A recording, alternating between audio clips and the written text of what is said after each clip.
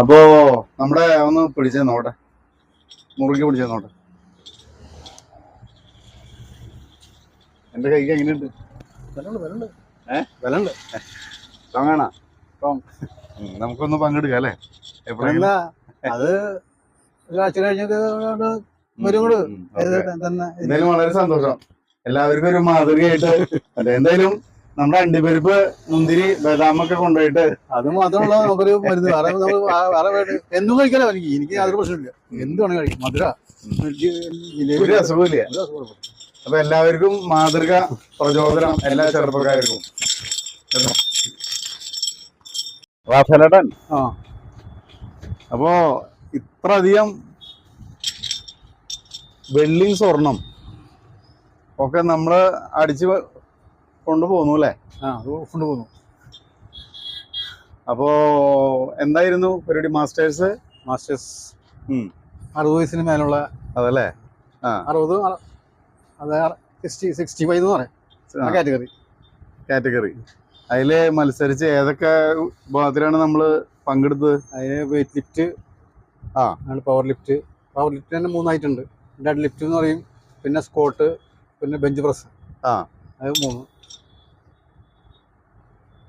അത് 3ലും പങ്കെടുത്തു. ഇത്രയധികം മെഡൽ വാരി. അതുപോലെ തന്നെ വെയിറ്റ് ലിഫ്റ്റ്, അത് സ്നാച്ച് എന്ന് പറയും, തലയ്ക്ക് മുകളിൽ കുത്തിക്കണതാണ്. അതല്ലേ? പിന്നെ ക്ലീൻ ആൻഡ് ജർക്ക്, അതും തലയ്ക്ക് മുകളിൽ. അതിൽ ഓരോന്ന് എത്ര കിലോ വെയിറ്റ് വരെയൊക്കെ മാസ്റ്റേഴ്സ് അല്ല. അതിപ്പോ ഞങ്ങൾക്ക് വലിയ കടുത്ത മത്സരം ഉണ്ടായില്ല. ഞങ്ങൾ 3 പേരുണ്ടായുള്ളൂ.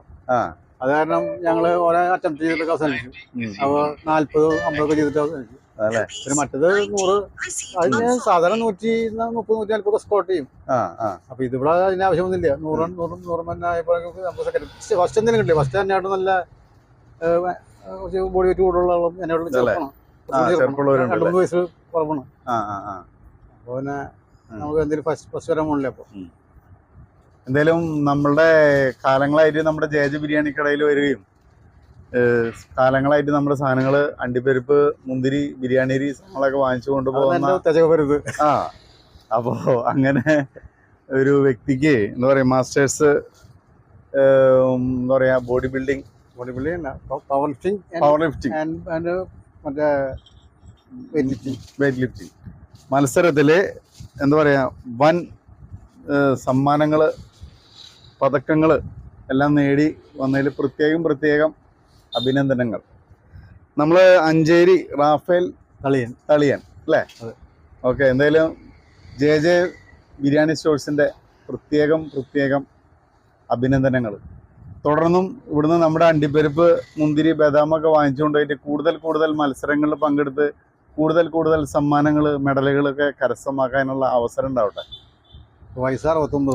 വയസ്സ് 69 അല്ലേ? എന്നാലും ഞാൻ എപ്പോഴും ശ്രദ്ധിക്കാറുണ്ട്, ഈ പ്രായത്തിൽ ഇങ്ങനെ ബോഡി മെയിൻറ്റെയിൻ ചെയ്ത് പോകാന്ന് പറഞ്ഞാൽ ചെറിയൊരു കാര്യമില്ലാണ്.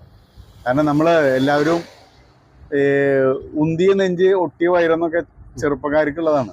ഈ പ്രായത്തിലൊക്കെ എല്ലാവർക്കും എന്താ പറയുക, ഒട്ടിയ നെഞ്ചും ഉന്തിയ വയറാണ്. ഇതിപ്പോഴും ഉന്തിയ നെഞ്ച്, ഒട്ടിയ വയറായിട്ട് നിൽക്കാന്ന് പറഞ്ഞു കഴിഞ്ഞാൽ വലിയൊരു കാര്യമാണ്.